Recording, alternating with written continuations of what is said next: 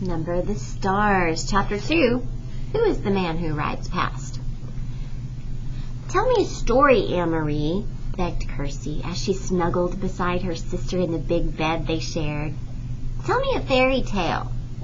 Anne-Marie smiled and wrapped her arms around her little sister in the dark. All Danish children grew up with familiar fairy tales.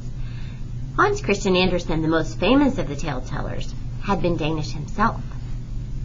Do you want the one about the Little Mermaid? That one had always been Anne-Marie's own favorite, but Kirsty said no. Tell the one that starts with a king and queen, and they have a beautiful daughter. All right. Once upon a time, there was a king, Anne-Marie began. And a queen, whispered Kirsty. Don't forget the queen. And a queen. They lived together in a wonderful palace, and was the palace named Amalienborg? Kirsty asked sleepily. Shh, don't keep interrupting, or I'll never finish the story. No, it wasn't Amalienborg. It was a pretend palace. Anne-Marie talked on, making up a story of a king and a queen and their beautiful daughter, Princess Kirsten. She sprinkled her tale with formal balls and fabulous gold-trimmed gowns and feast of pink frosted cupcakes, until Kirsty's deep, even breathing told her that her sister was sound asleep. She stopped, waited for a moment, half expecting Kirsty to murmur, "Then what happened?" But Kirsty was still. Anne-Marie's thoughts turned to the real king, Christian X, and the real palace, Amalienborg, where he lived, in the center of Copenhagen. How the people of Denmark loved King Christian. He was not like fairy tale kings, who seemed to stand on balconies giving orders to their subjects, or who sat on golden thrones demanding to be entertained and looking for suitable husbands for their daughters. King Christian was a real human being, a man with a serious, kind face. She had seen him often when she was younger. Each morning he had come to the palace on his horse, Jubilee, and he rode alone through the streets of Copenhagen, greeting his people. Sometimes when Anne-Marie was a little girl, her older sister, Lise, had taken her to stand on the sidewalk so that she could wave to King Christian. Sometimes he had waved back to the two of them and smiled. "Now you are special forever," Lise had told her once, "because you have been greeted by the king." Anne-Marie turned her head on her pillow and stared through the pretty curtains of the window into the dim September night, thinking of Lise. Her solemn, lovely sister always made her sad. So she turned her thoughts again to the king, who was still alive, as Lise was not. She remembered a story that Papa had told her shortly after the war began, shortly after Denmark had surrendered and the soldiers had moved in overnight to take their places on the corners. One evening, Papa told her that earlier he was on an errand near his office, standing on the corner, waiting to cross the street when King Christian came by on his morning ride. One of the German soldiers had turned suddenly and asked a question of the teenage boy nearby. "Who is that man who rides past here every morning on his horse?" the German soldier had asked.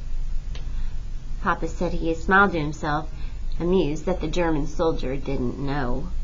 He listened while the boy answered. "He is our king," the boy told the soldier. "He is the king of Denmark." "Where is his bodyguard?"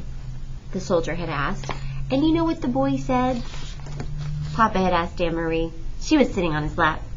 She was little then, only 7 years old. She shook her head, waiting to hear the answer. The boy looked right at the soldier, and he said, "All of Denmark is his bodyguard." Anne-Marie had shivered. Sounded like a very brave answer. "Is it true, Papa?" she asked. "What the boy said?" Papa thought for a moment. He always considered questions very carefully before he answered them. "Yes," he said at last, "it is true.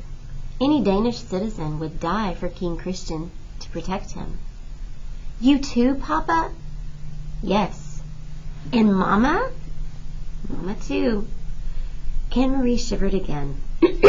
"Then I would go too, Papa. I would do it too if I had to. They sat silently for a moment. From across the room, Mama watched them, Anne-Marie and Papa, and she smiled. Mama had been crocheting that evening, 3 years ago.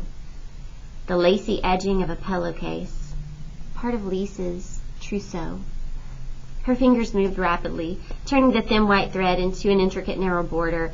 Lise was a grown-up girl of 18 back then, about to be married to Peter Nielsen. When Lise and Peter married, Mama said, Anne-Marie and Kirsty would have a brother for the very first time.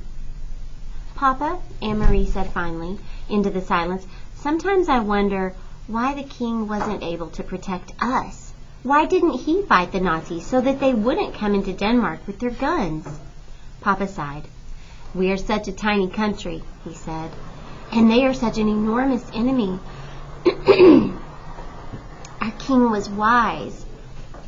He knew how few soldiers Denmark had. He knew that many, many Danish people would die if we fought. In Norway they fought, Anne-Marie pointed out. Papa nodded. They fought fiercely in Norway.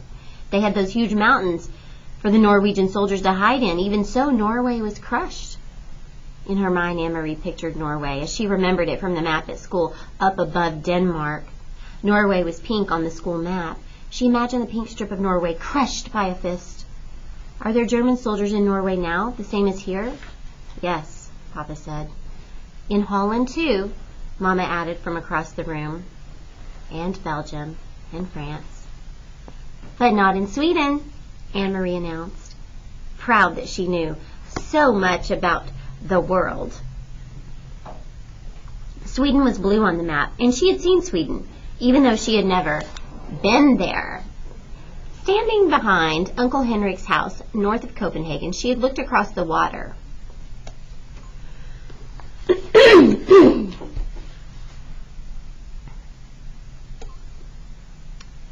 The part of the North Sea that was called the Kattegat.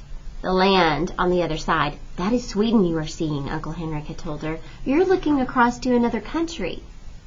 That's true, Papa had said. Sweden is free. And now, 3 years later, it was still true. But much else had changed. King Christian was getting old, and he had been badly injured last year in a fall from his horse, faithful old Jubilee, who had carried him around Copenhagen so many mornings. For days, they thought he would die, and all of Denmark had mourned. But he hadn't, for King Christian X was still alive. It was Lise who wasn't. It was her tall, beautiful sister who had died in an accident just 2 weeks before her wedding. In the blue carved trunk in the corner of this bedroom, Anne-Marie could see its shape even in the dark, were folded Lisa's pillowcases with their crocheted edges, her wedding dress and its hand-embroidered neckline, unworn, and the yellow dress that she had worn and danced in, with its full skirt flying, at the party celebrating her engagement to Peter. Mama and Papa never spoke of Lise. They never opened the trunk.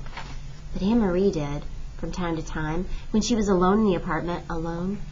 She touched Lisa's things gently, remembering her quiet, soft-spoken sister who had looked forward to marriage and children of her own. Red-headed Peter, her sister's fiancé, had not married anyone in the years since Lisa's death. He had changed a great deal. Once he had been like a fun-loving older brother to Anne-Marie and Kirsty, teasing and tickling, always a source of foolishness and pranks. Now he still stopped by the apartment often, but it was usually in a hurry, talking quickly to Mama and Papa about things Anne-Marie didn't understand. He no longer sang the nonsense songs that once made Anne-Marie and Kirsty shriek with laughter, and he never lingered any more. Papa had changed too. He seemed much older and very tired, defeated. The whole world had changed. Only the fairy tales remained the same. And they lived happily ever after that. Anne-Marie recited, whispering in the dark to her sister, completing the tale for Kirsty, who slept beside her with one thumb in her mouth.